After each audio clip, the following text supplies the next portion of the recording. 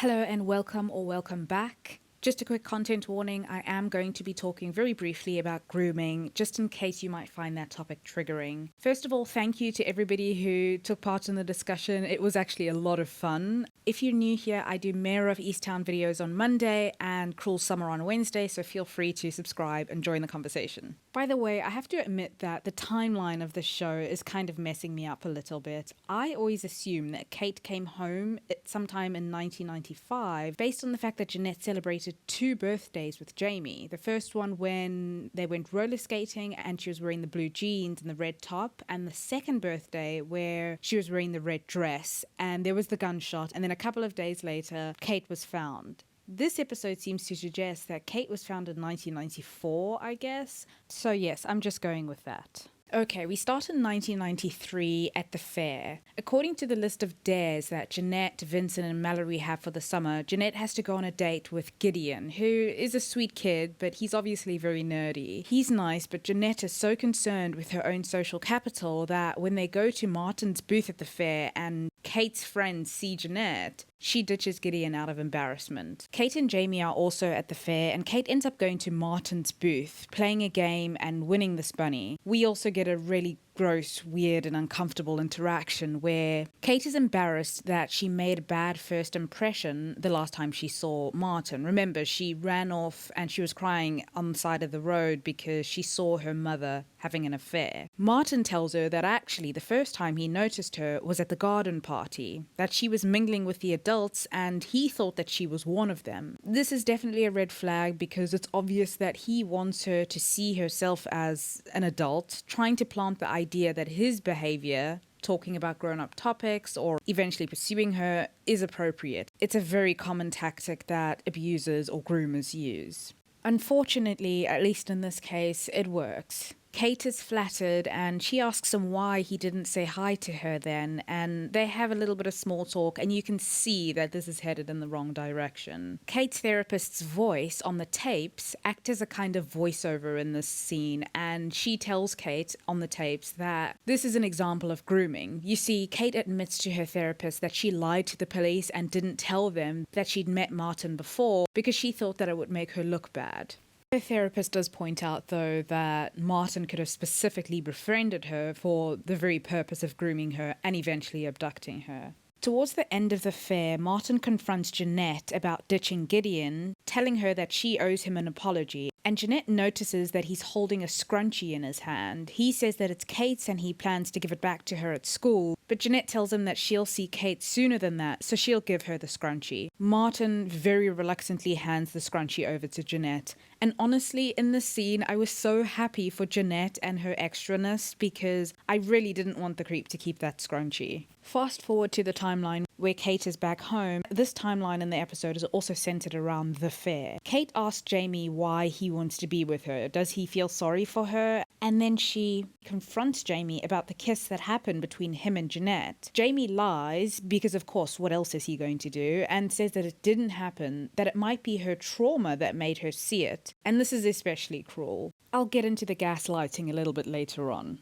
He calls Jeanette a psycho and Kate breaks up with him. He does come clean a couple of months later. He says that he lied because he felt bad and wanted to protect her. He does have a conscience, it seems. Kate forgives him and she's obviously also relieved because the last thing she needs are more indications that she might be seeing things, even though that would be completely normal. By the way, she also does hallucinate flashes of Martin, so she's been struggling enough. So at the fair, Jeanette is also there because she wants to confront Kate about the rumors that she saw Kate in the basement. Jeanette is mostly determined, and I get the sense that she feels bad for Kate but needs to set the record straight. She doesn't seem angry or anything like that. She's with her hot brother Derek, who believes her, and by the way, he tells her that the Wallaces always win whether they deserve it or not. His comment isn't over-the-top hostile, but it's definitely notable. So she did try to confront Kate, but they don't end up speaking. By the way, there are reporters at the fair trying to get a story, and Jeanette's friends have also turned on her at this point,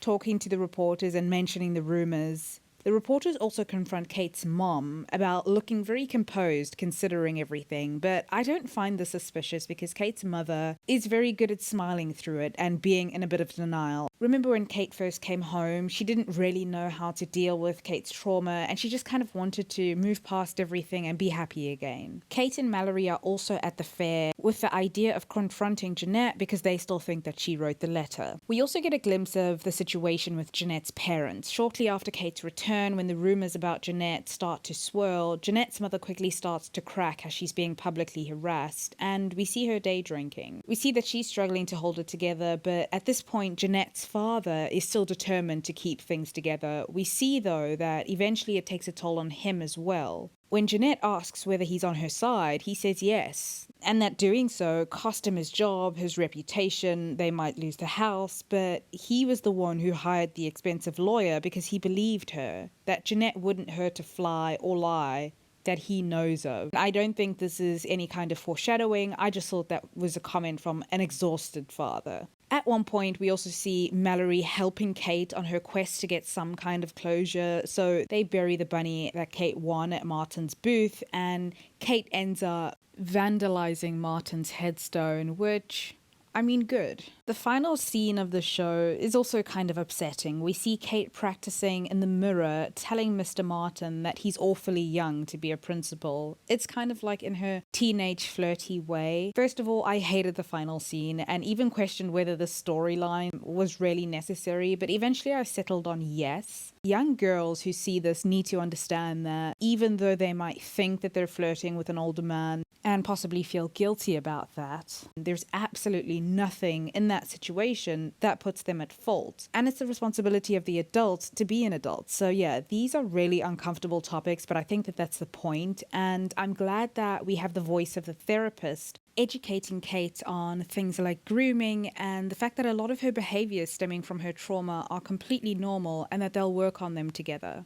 I came away from this episode feeling for both girls. I don't think there's going to be a right or a wrong party here because they've both just been through an ordeal that neither of them deserved. As for Jamie, I think that we can take him off the letter suspect list. Sure, he's a liar and he gaslights Kate. For those of you who don't know, gaslighting is a form of psychological abuse where a person or a group makes someone question their sanity, perception of reality, or memories. Like Jamie does exactly this. I still don't see him writing the letter though. He's been pretty consistent in insisting that Jeanette is the liar and not who everyone thinks she is, not Kate. This is a flimsy reason because he's a proven liar, I know, but you know, we can still throw the guy in the bin because he's trouble. I just don't know if he wrote the letter.